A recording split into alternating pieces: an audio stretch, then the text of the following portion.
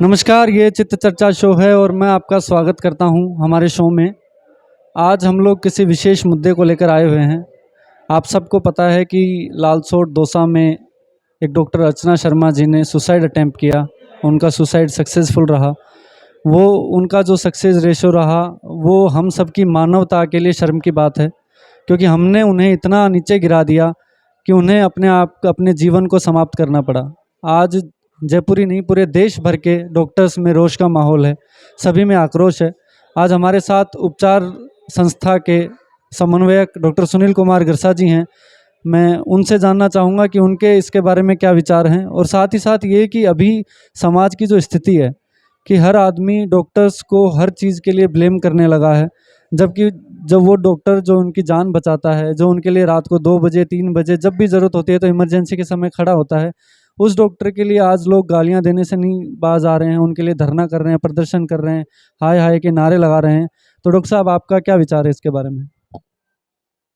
देखो, वो जो अर्चना शर्मा ने जो केस हुआ था, जो लेडी एक्सपायर हुई थी डिलीवरी के बाद में पीपीएच के कारण, वो पेशेंट अपने आप में ही हाई रिस्क था। वो पेशेंट पहले भी जो है जयपुर दिखा के जा चुका है।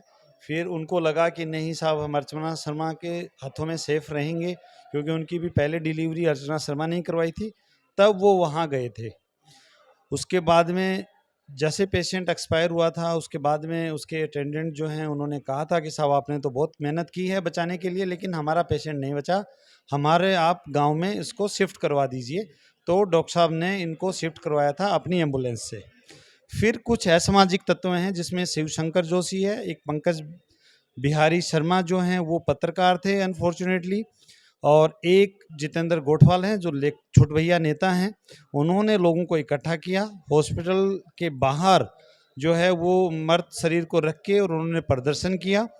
और उसके बाद में पुलिस में दबाव डाल के इन्होंने, या पुलिस के साथ मिली भगत करके इन्होंने डॉक्टर साहब के अगेंस्ट में 302 की धारा में केस दर्ज करवा दिया।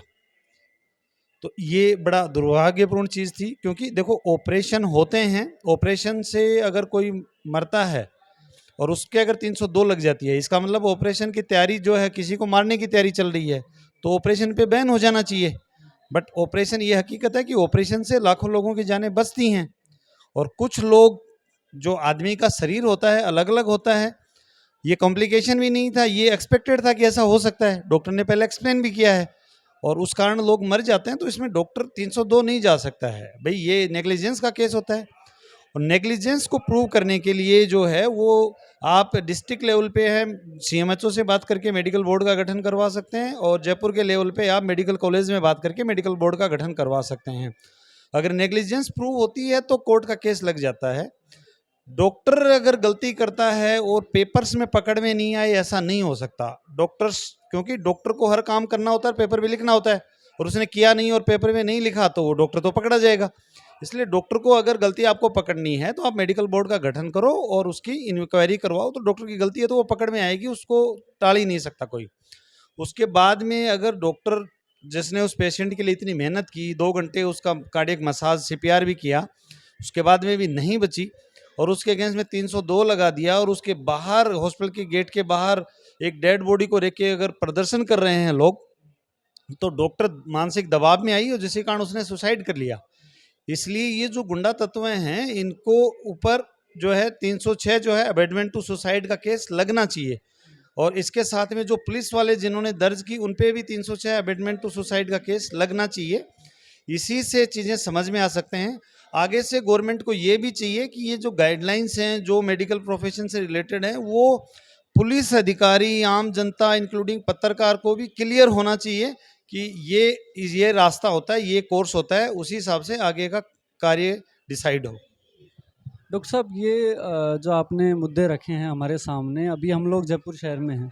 जयपुर शहर में बहुत सारी संस्थाएं हैं जो डॉक्टर्स के और हॉस्पिटल्स के हितों को लेकर कार्य कर रही हैं।